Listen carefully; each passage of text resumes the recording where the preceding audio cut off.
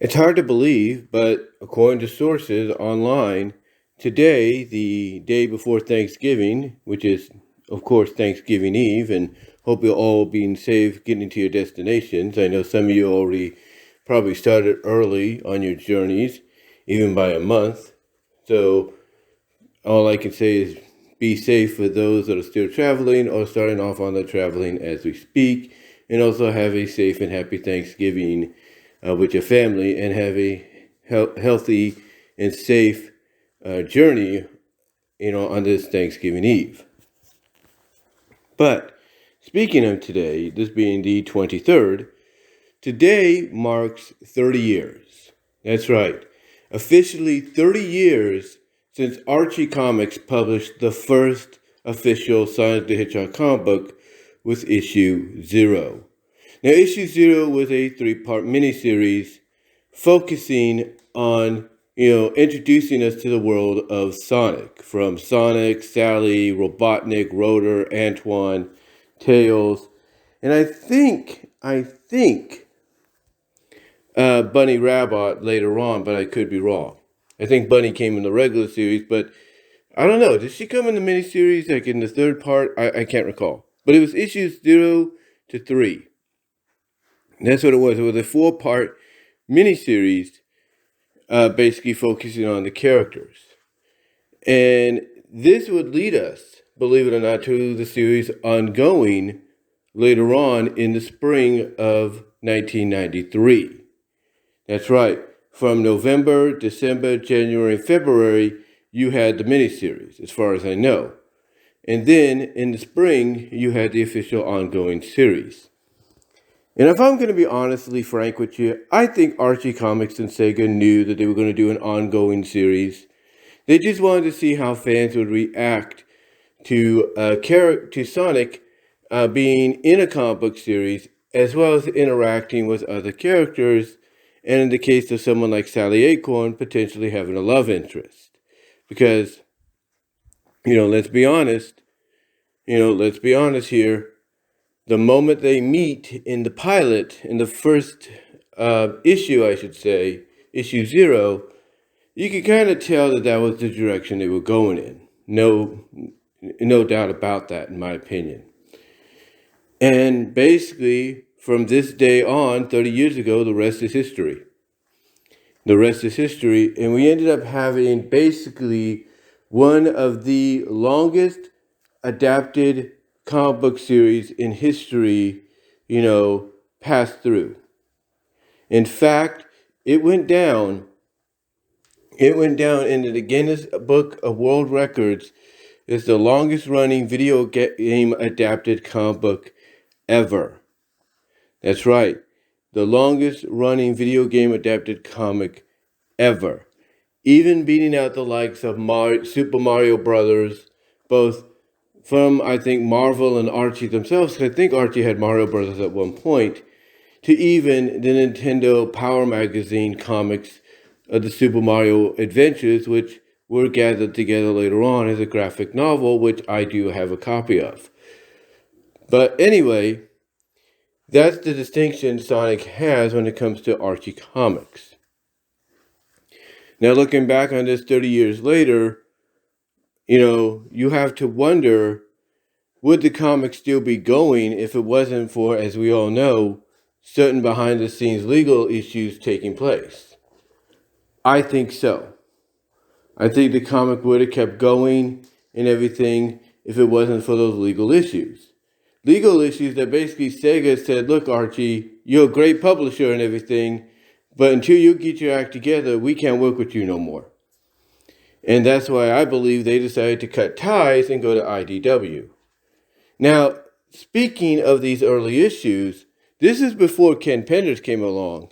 So, as I've said before, as I've asked and said before, I don't think there's anything stopping IDW from republishing these issues, these early issues, pre-Ken Penders, and even afterwards, during the Ian Flynn run. I don't think there's nothing stopping them from publishing these stories in graphic novels, just like they did with the TMNT Adventures. I don't think there's anything stopping them. Like I've mentioned before, the IDW is known to work around these kind of situations. They did it with Marvel's Transformers when they republished that, and only had to pay a little bit of a licensing issue because one integral part of the main continuity of the story involved the character Circuit Breaker in a huge way, so they had to basically say, here's the money, thank you for letting us use her. And that's it. That's all they had to do. But, like I said, they're no strangers to this. So if I'm IDW and word gets around that today, this week, the day before Thanksgiving is the 30th anniversary of when Archie Comics first started publishing this book, then I should take into heavy consideration of doing graphic novels, but only focusing, just in case you don't want to deal with legal problems, focusing on the non-Pender stories. Like focus on the ones before him, and then basically say, okay, now we're going to do the Flynn stories later on, mostly the soft reboot, retcon, whatever you want to call it. That's what you should do. You should focus on the non-Pender ones, like the earlier issues, the beginnings, the miniseries, if you will. And then, after that, if that proves to be a success, tell them, okay, we're going to focus on stories that come afterwards. That's what you do. You focus on stories that come afterwards. And mainly that would be the soft retcon and reboot, because what you could do is you could republish the first graphic novel that they put together on it, the first trade paperback they put on it, that Archie did. You could republish that under the IDW license, and I think that's issues 252 to 256, and then go from there. You can go from there because this thing lasted to about, 278, right?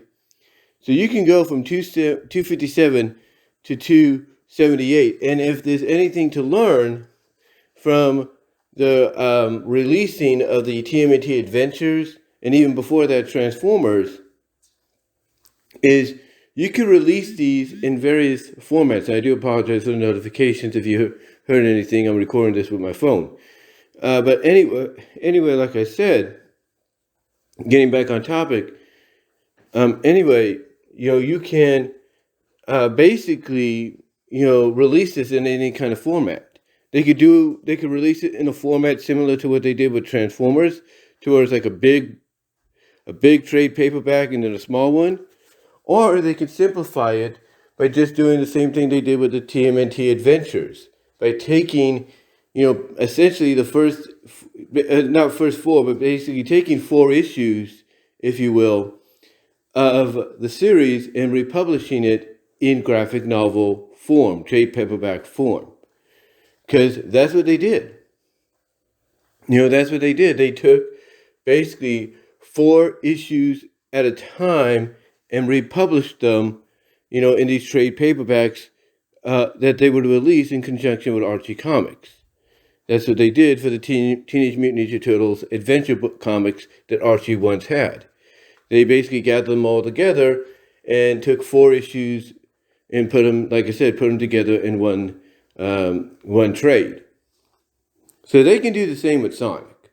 There's no doubt. And I think they should try it out with 0 to 3. That's what they should do. And what's ironic about it is if this proves to be a success, then as some people pointed out, you could start doing it later on with basically, the soft retcon and reboot. You could. Now I know there might be some things that have to be explained there. Excuse me. I understand that, like I said, that there are going to be some things that have to be explained there.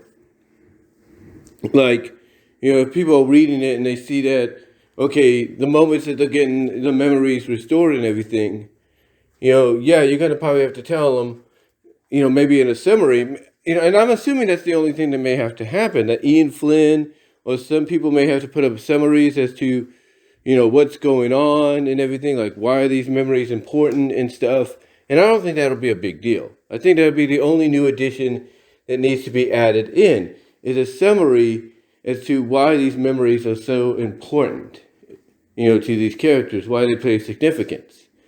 Then that way, once you do these little page summaries, like after each story, that'll at least, excuse me, that'll at least help the fans, be up to date with what's going on that are new to this, so that as you continue possibly, repurposing, re-releasing, like I said, issues 257 to 78 in separate trades, they'll have a good idea of, okay, this is why, like, let's say with 257, that moment where Sally's having her episode trying to basically explain that she needs to take responsibility. She has to make up for what she did in the previous life as Becca Sally.